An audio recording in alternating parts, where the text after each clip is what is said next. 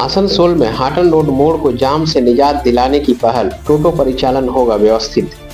आसनसोल दक्षिण की भाजपा विधायिका अग्निमित्रा पाल सोमवार दोपहर आसनसोल नगर निगम मुख्यालय पहुंची। इस दौरान अग्निमित्रा ने मेयर विधान उपाध्याय से मुलाकात की। आसनसोल शहर में पर्याप्त ट्रैफिक समस्या, टोटो की बेपरवाह परिचालन सहित विभिन्न ज्वलंत मुद्दों पर दोनों दिग्गज नेताओं के बीच विस्तृत और गहन चर्चा हुई। विधायिका ने मेयर के समक्ष हाटन रोड इलाके में टोटो ई रिक्शा के कारण उत्पन्न हो रहे ट्रैफिक जाम के मुद्दे को प्रमुखता से उठाया। बता दें कि कुछ दिन पहले ही विधायिका अग्निमित्रा पाल ने हाटन रोड मोड़ पर पहुंचकर जीटी रोड के ऊपर टोटो खड़ी करके यात्रियों को चढ़ाने उतारने का विरोध किया था। उन्होंने इस दौरान टोटो चालकों और मौके पर मौजूद सिविक वॉलंटियर्स को फटकार भी लगाई थी। मेयर विधायिका वार्ता के बाद हाटन रोड मोड़ पर ट्रैफिक एसआई को मौके पर मुस्तैद भी देखा गया। भाजपा विधायक ने कहा कि हाटन रोड मोड़ पर टोटो के वजह से जो जाम लग रहा है उससे आम जनता परेशान हो चुकी है। हाटन रोड मोड़ को जाम मुक्त करना बहुत आवश्यक है। उन्होंने मेयर को सुझाव दिया कि उस स्थान पर एक खाली जगह उपलब्ध है जहां टोटो को व्यवस्थित तरीके से खड़ा किया जा सकता है। मेयर विधान उपाध्याय ने भाजपा विधायिका की बातों को सुना और कहा कि नगर निगम की ओर से इस मुद्दे का हल निकालने का प्रयास किया जा रहा है। मेयर ने भी स्वीकार किया कि हाटन रोड पर सड़क किनारे टोटो के रुक कर यात्री चढ़ाने उतारने से सभी को परेशानी होती है। यह एक गंभीर मुद्दा है और नगर निगम भी इसका अस्थायी समाधान चाहता है। उन्होंने कहा कि विधायिका ने समस्या के समाधान के लिए कुछ प्रस्ताव दिए हैं और नगर निगम ने भी आरटीओ को भी अपना प्रस्ताव दिया है। कुछ अहम प्रस्ताव जिन पर अंतिम निर्णय लिया जाएगा वो हैं, एक व्यक्ति के पास एक ही टोटो होना चाहिए, हाटन रोड मोड़ पर टोटो खड़ी नहीं होंगे, मोड़ के किनारे बाईं और खाली जगह पर एक स्टैंड बनाया जाएगा। स्टैंड पर एक बार में 8 से 10 टोटो ही खड़े होंगे। उनके रवानगी के बाद ही फिर दूसरे টোটো আকার ওখানে রুক সকেंगे। অটোরোডের মোড়টাতে সত্যিকারের অসুবিধাটা হচ্ছে, তো ওটাকে আমরা অলরেডি আমরা কর্পোরেশন এবং আমাদের আরটিও অফিস আমরা সবাই বসেছিলাম কীভাবে কী করা যায় সেটা শর্ট আউট আমরা করছি। আর লাইটের কিছু লাইটের জন্য বলেছেন এবং ডাস্টবিনের জন্য বলেছেন, সেগুলো আমরা অলরেডি ডিপার্টমেন্টকে বলেছি জায়গা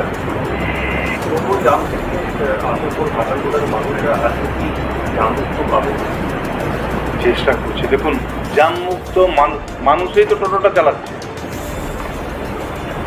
যদি আমি মানুষই হয়, যদি মানুষই চাই, তো মানুষগুলোই তো টোটো চালাচ্ছে, অন্য কেউ তো চালাচ্ছে না। টোটোগুলো তো আমরাই চালাচ্ছি। আমাদেরকে ভালো হতে হবে।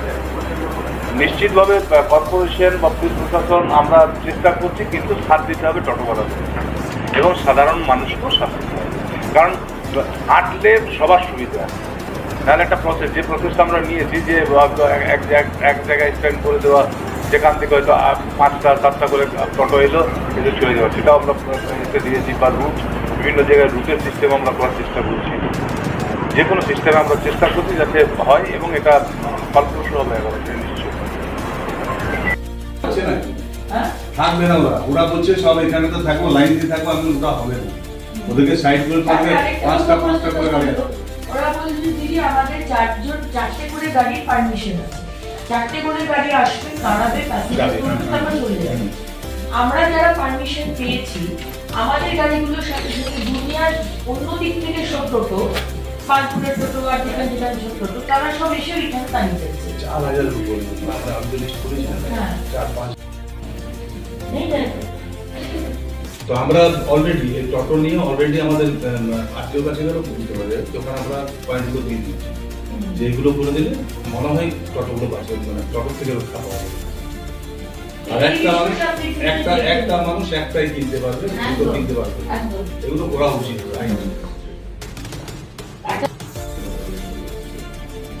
আমি ব্যবসা করছি, এবার অতগুলো 100টা মানুষ যদি 100টা কেনে তাহলে 100টা পরিবার চলে যাবে।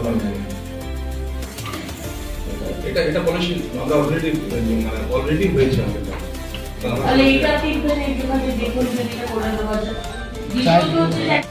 আমরা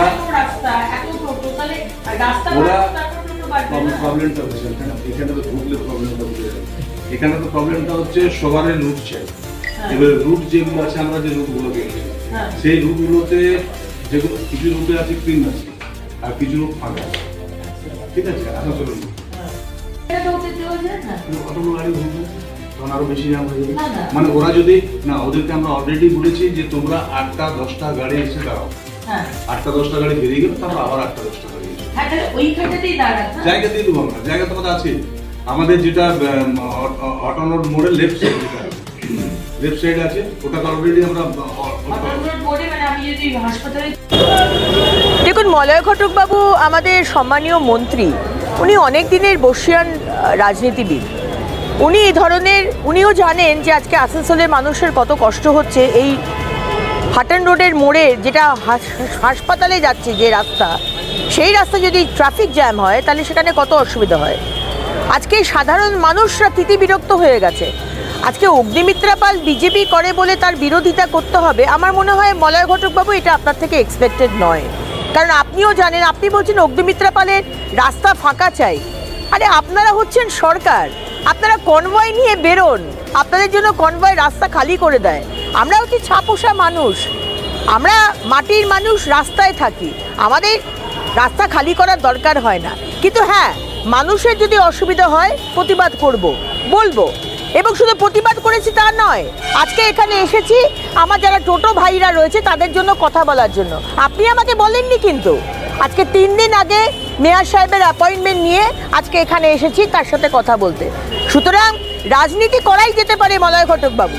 আপনি মন্ত্রী, আজকে আসানসোলের এই দুরবস্থা হয় না যদি আপনি এই বিষয়গুলো দেখতেন। এগুলো তো আমার দেখার দরকার হয় না, এগুলো আপনাদের দেখার কথা, আপনারা সরকার, কিন্তু আপনারা দেখছেন না। সুতরাং আমাদেরকে এই বিষয়গুলো দেখতে হচ্ছে। দেখুন, মমতা ব্যানার্জির যেরকম ইচ্ছে হয়েছে যে উনি প্রধানমন্ত্রী হবেন, ইচ্ছে তো হতেই পারে। আমারও ইচ্ছে হতে পারে যে আমি আমেরিকার প্রেসিডেন্ট হব, কিন্তু সব ইচ্ছে তো আর পূরণ হয় না।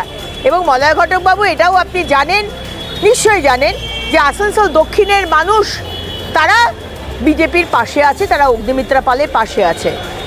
আজকে অগ্নিমিত্রা পাল যেভাবে মানুষের পাশে থাকে, সেই কারণেই আজকে আসানসোলের দক্ষিণের মানুষ অগ্নিমিত্রা পালের পাশে আছে। আপনি হাওয়ায় ডায়লগ বলতেই পারেন, আপনার শীর্ষ নেতৃত্ব যারা, তারা হাওয়ায় ডায়লগই বেশি বলে, মানুষের পাশে দাঁড়াতে তাদের কম দেখা যায়।